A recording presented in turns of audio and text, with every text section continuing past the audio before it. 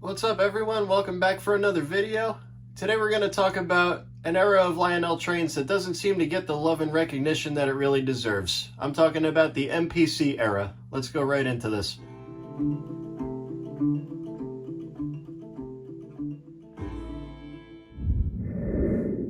So before we get started on this video, I just want to say a big thank you to each and every one of you for liking and subscribing to this channel. We have just passed 500 subscribers. I can't thank you guys enough. I also decided to make an Instagram page, so definitely go check that out if you're on Instagram. So quick backstory on this. MPC stands for Model Products Corporation. They also went by Fun Dimensions. They were a sub-company of General Mills Cereal. So any of you that are into the RC car hobby, you know how everything now is Horizon Hobby? That was essentially what MPC was. They made everything from slot cars to building kits, model trains, any type of toy, they were probably making it at the time. So in the 1960s, Lionel was really struggling to stay afloat. Their sales were in the tank. Kids didn't really want to play with trains anymore because everything was the space age now. They wanted to play with rockets. They wanted to play with slot cars. They wanted to play with hot rods. It was a totally different time than it was back in the 40s and 50s. So now in the 1970s, Lionel essentially had to rebuild their company from the ground up because the kids of the 30s, 40s, and early 50s, now they're all growing up and having kids of their own. So how do they bring that love of trains that they had when they were kids into their own kids?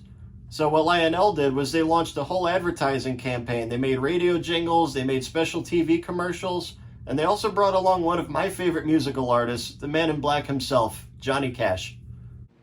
Hi, I'm Johnny Cash. You know, kids get something wonderful when they get a Lionel train. They get Dad. Chugging round the tree on Christmas Day. Can't you hear that Lionel train? Can't wait till my boy gets to run that line. I'll never tell him that it's really mine. Lionel, Lionel, now it has the mighty sound of steam. My dad and I ran the Lionel road quite a few Christmases back. And I can still hear the clickety-clack as our Lionel rounded the trickety-track. Yes, I had a Lionel when I was a boy. Now my boy's gonna have one for his own toy. Lionel, Lionel, the greatest little railroad in the world. Lionel, Lionel, now it has the mighty sound of steam. And Johnny Cash would continue to do several of Lionel's commercials throughout the 1970s. So one of the first mighty sound of steam locomotives would have been this 442 Atlantic. Now the way that this works, you have a soundboard in the tender, and right under here where the smoker is, you would have a wire that would contact every time the wheel would turn, and it would hit this plunger, and that would create a contact, which then triggers the sound in the tender. Now a lot of people will jokingly say the mighty sound of static, which they're not lying, that's essentially what it is. Like if you ever use a walkie-talkie and you hit the squelch button and you get that shh noise, that's literally what this is. Take a listen.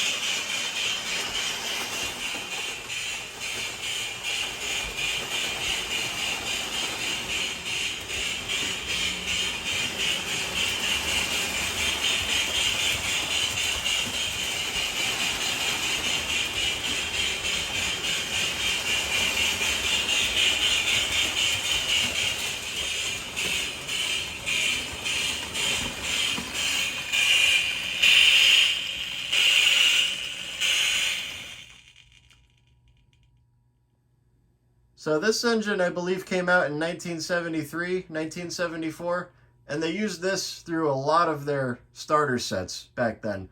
But I think the first starter set to feature Mighty Sound of Steam came out in 1971, and it was called the Silver Star, and that would have been a 242 Columbia locomotive. So now the Mighty Sound of Steam locomotives were great, but a lot of people will say that the MPC era was the dark ages of Lionel.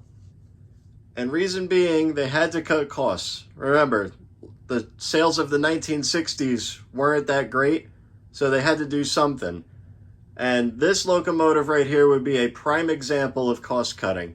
Everybody that is familiar with the post-war NW2 switchers knows that those things were very robust, very reliable, and they could pull everything, anything that you could put behind it. This one, however, came out in 1980, I believe, and it's virtually weightless. There's no weight over the wheels. You have a single pull-more motor up in the front. It doesn't have a 3-position E-unit. Doesn't have the handrails around the sides. So they really cut cost a lot on this. And the die-cast chassis is also gone. It's sheet metal. So let me run this one for you. As light of a train as this is, it still slips the wheels a little bit. Doesn't have any sounds, no horn.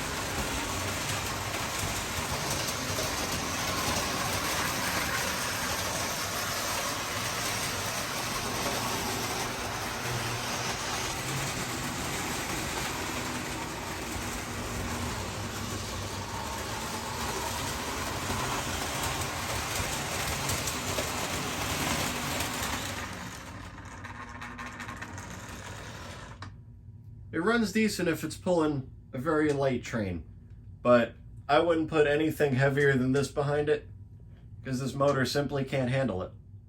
And this I actually found in a junk bin at Greenberg's a couple of years ago. I found it for I think $15. It was missing the bell, it was missing the antenna on the roof, it was missing the marker lights in the front, but it runs. So for 15 bucks and then another like $5 or $6 in parts, I'm not really complaining. It's a good example of what happened during that time period. So now I can't say that all the MPC era locomotives were made cheaply. This one, on the other hand, number 6200, this is essentially a 682. A lot of their premium sets were just recycled post-war locomotives. They all had very similar motors, very similar drivetrain. The only exception was they had electronic sounds. Now this one came out right around the tail end of the MPC era, 1984, 1985. This one is number 5 in a series of 5 sets that were made, the famous American Railroad. So before I run this, I do want to go over something that's very important with these locomotives if you do buy one. So all of these MPC locomotives that have the Mighty Sound of Steam feature, before you even put it on the track, do yourself a huge favor. Take the tender shell off. Let me show you right now. So when you remove the shell, you're going to see the soundboard. Now, all of these were insulated with a piece of foam that always deteriorates. I've never seen one of these that's been intact. Do yourself a huge favor. Take this off. You can see it right here. The foam's essentially gone.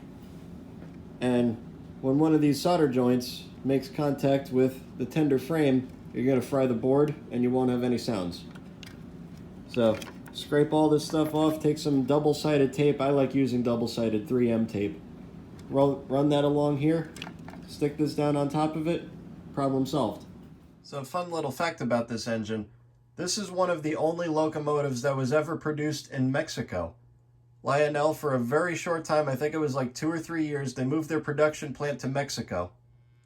So this locomotive came with all of the features that you would have expected to see on a premium set from back then. It has the Mighty Sound of Steam, it has smoke, it has magnet traction, it has a whistle, and it also features backup lights in the tender.